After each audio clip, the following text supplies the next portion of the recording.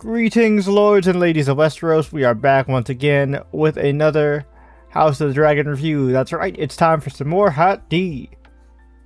As per usual with these episode reviews, we'll be recapping the events of the episodes, going over our initial thoughts and reactions, and then just kind of speculating on what's to come next, and just our overall thoughts on the episode. So we will be going into full spoilers, so if you haven't seen the episode yet, do yourself a favor, watch the episode first, then come back here and tell us your thoughts in the comments down below, and do all the usual YouTube things. Hit that like button, hit that subscribe button, hit the notification bell so you don't miss any brand new episode reviews, and if you're on mobile, please hit the hype button, because that will help to spread the videos throughout the algorithm so other Ice and Fire fans can find our content and help our channel grow. But yeah, okay, so what did we think of this week's episode, The Faceless Men? Well, let's start from the beginning of the episode. Rest in piss, Sir Criston Cole. Oh yeah, we'll actually refer to him by name here, because this is the last time we'll ever have to. I agree. Rest in piss. I love that he dies just unceremoniously, completely. No glory, no valor, nothing that he wanted. He didn't get some epic duel or one final showdown or going out in a blaze of glory. He got taken down in the middle of his speech just with 3 shots. Just 2 to the chest, 1 to the cheek. Alright, more so the first shot was in his side. Yeah. Then above that, and then right underneath the eye. Yep. But regardless, he's dead. I mean, we've hated him from jump.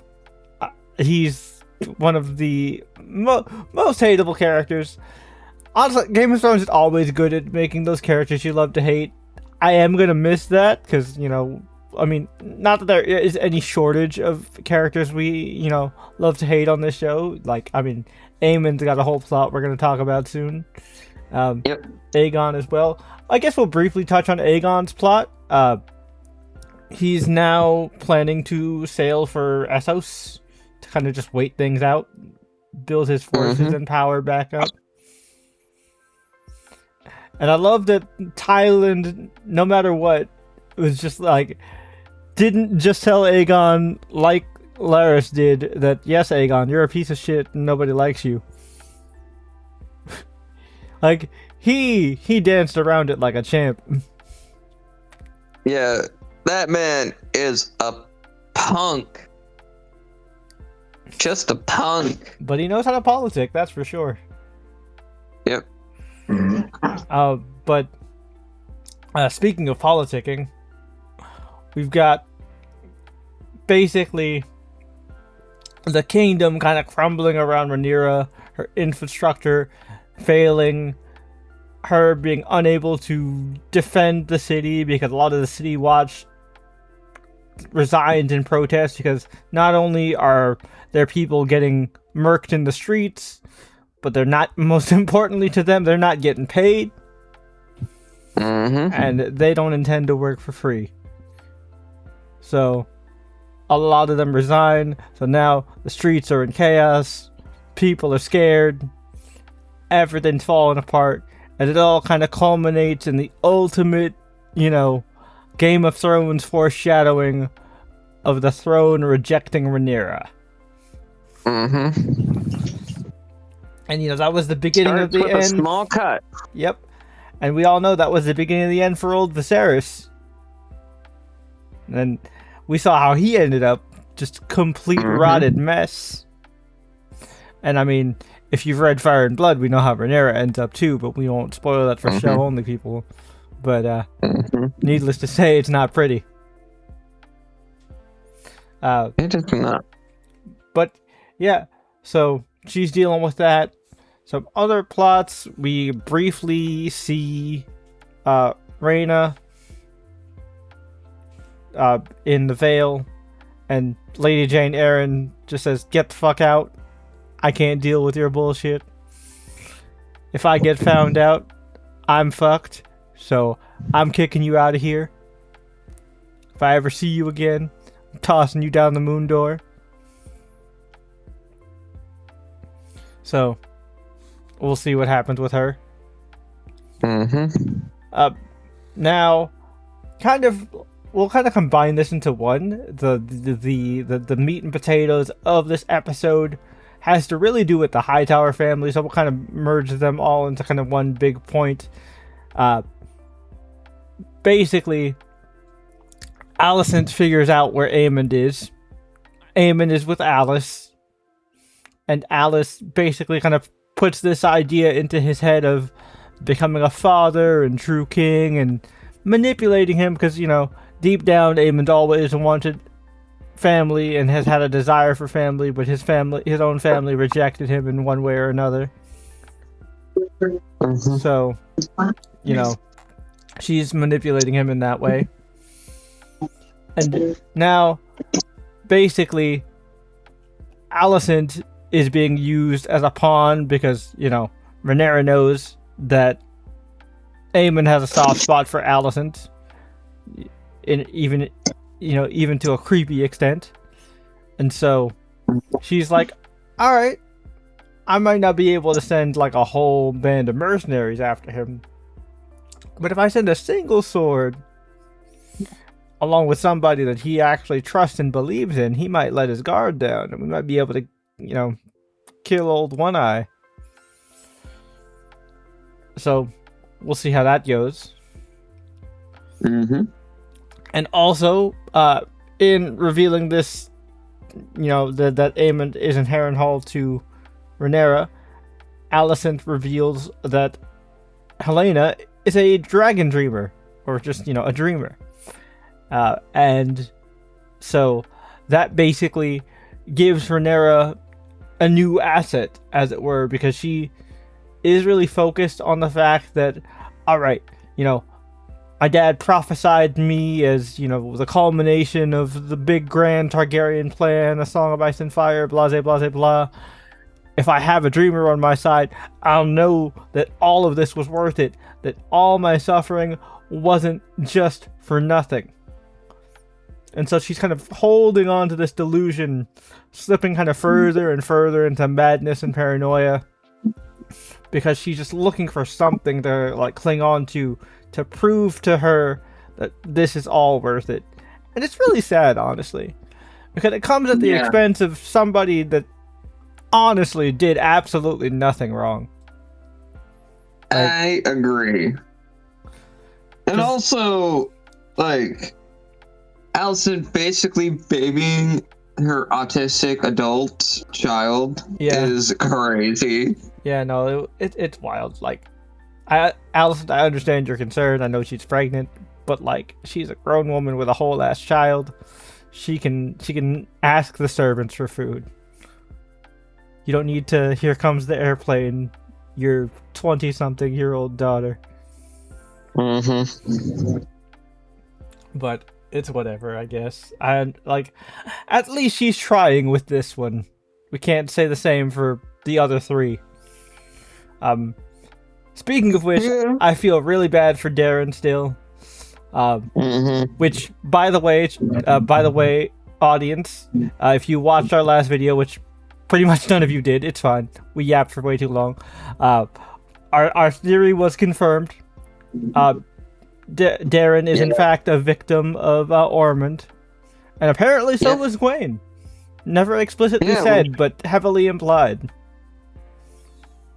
Yeah, they said in the after show that Ormond was Gawaine's bully, but given how Ormond treats Darren, and it's a little bit more than that. Definitely more than that, and like, especially in the fact that Darren finds solace in Gawayne, and like, she's like, you know what he does, and so that means that definitely feels like one victim reaching out to another. It's like, you know what he's capable of. Don't leave me alone with him, please.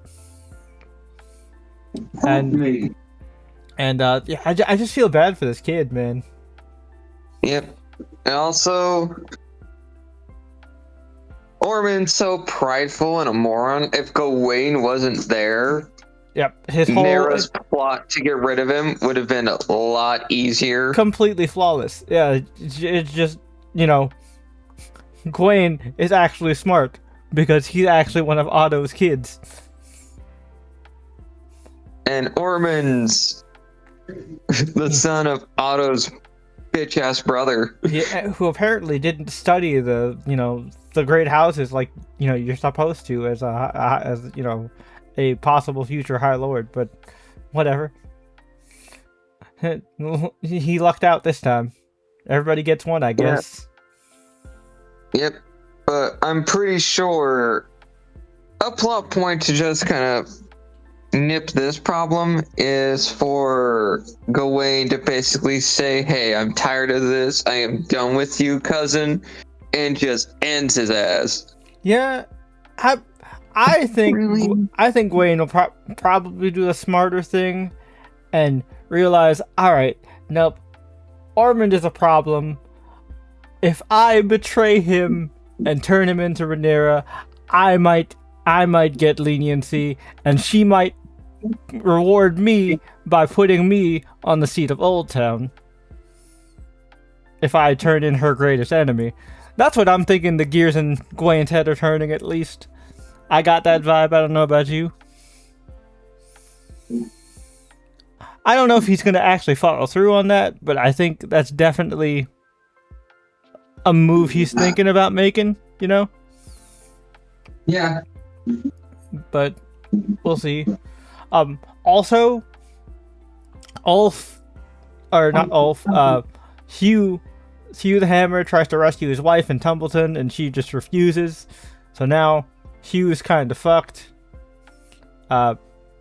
I don't know what's going to happen to him, but I think he's going to try to push his luck, and it's not going to end well, and it's probably going to fuck up things for Rhaenyra. Because, she's going to be down a Dragon Rider, because I don't think this is going to end well for Hugh. He's probably going to die here.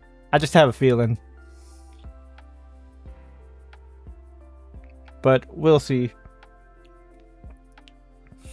And then last but certainly not least, it's a minor plot point, but we might as well address it. The after show didn't even address it, which you'd think it'd be more major considering what happened, but Corlys gets captured. Yep.